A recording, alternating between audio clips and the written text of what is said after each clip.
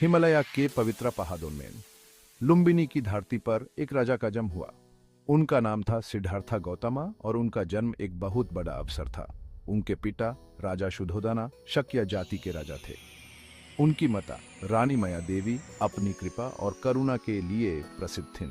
सिद्धार्थ के जन्म से जुड़ी कई कहानियां प्रसिद्ध हैं।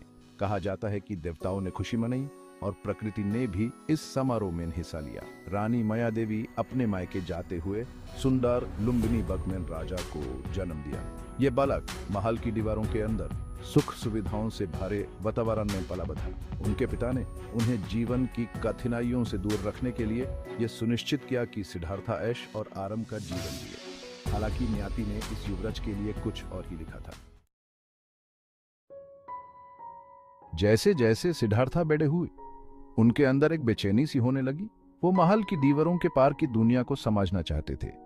एक दिन अपने सारथी चन्ना के साथ बाहर निकालते हुए सिद्धार्थ ने कुछ ऐसे दृश्य देखे जिन्होंने उनकी जिंदगी बदल दी। पहले उन्होंने एक बूढ़े आदमी को देखा। उसका शरीर कमजोर और झुक गया था। फिर उनका सामना एक बीमार आदमी से हुआ जो दर्द और दुख से व्यथित था। अंत में वो एक शव यात्रा में ना गए जो मौत की याद दिला रहा था। यह दृश्य, जिनको चर दर्शना कहा जाता है, ने युवा राजा को गहरी चोट पहुंचाई। हालांकि अंतिम मुलाकात ने उम्मीद की एक किरण दिखाई।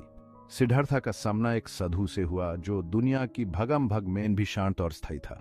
इस मुलाकात ने सिद्धार्थ के अंदर दुख से मुक्ति का रास्ता ढूंढने की तमन्ना जगाई। दुख के वो दृश्य सिद्धार्थ के मन में घर कर गए और उन्होंने जीवन के सुखों की नया शक्ति को देख लिया। महल की दीवारें अब उन्हें एक सोने की पिंजरे की तरह लगने लगी थी।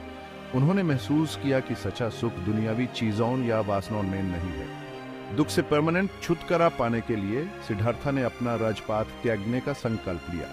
वो एनलाइटनमेंट ढूंढेंगे जो जन्म, मृत्यु और पुनर्जन्म के चक्र से मुक्ति देता है। यह निर्णय उनकी जिंदगी का एक टर्निंग पॉइंट था। एक रात सिद्धार्थ ने महल छोड़ दिया। अपनी पत्नी यशोधरा और अपने नौजवान बेटे राहुल को छोड़कर। उनका यह बलिदान, जिसे महाभिनिष्क्रमण कहा जाता है, एनलाइटनमेंट पाने के लिए उनके दृढ़ निश्चय का प्रमाण था। एनलाइटनमेंट की तलाश में सिद्धार्थ उत्तर भारत के जंगल में पहुंचे जहां उन्होंने प्रसिद्ध गुरु से शिक्षा ली। उन्होंने अपने आप को उनके उपदेशों में डुबा दिया। अलग अलग मेडिटेशन टेक्निक्स और फिलोसॉफिकल डॉक्ट्रिन्स में महारत हासिल की। फिर भी वो संतुष्ट नहीं थे। उन्हें लगता था कि वो दुख की जड़ तक नहीं पहुंचे हैं। ये मानते हुए कि कठिन तपस्या से ही मुक्ति मिलती है, सिद्धार्थ ने कई साल तक कठोर तपस्या की। उन्होंने बहुत कम खाना खाया जिससे वो हड्डियों का ढांचा बन गए। उन्होंने तेज दाढ़ और वनवास सहा, अपने शरीर को उसकी सीमा तक पुश करते हुए। इतने प्रयासों के बावजूद एनलाइटनमेंट दूर ही रहा। सिद्धार्थ को एहसास हुआ कि सिर्फ शारीरिक कष्ट से सच्ची मुक्ति नहीं मिल सकती। उन्होंने मध्यम मार्ग का महत्व समझा, एक ऐसा रास्ता जो अत्यधिक भोग विलास और अत्यधिक तपस्या दोनों से बचता है।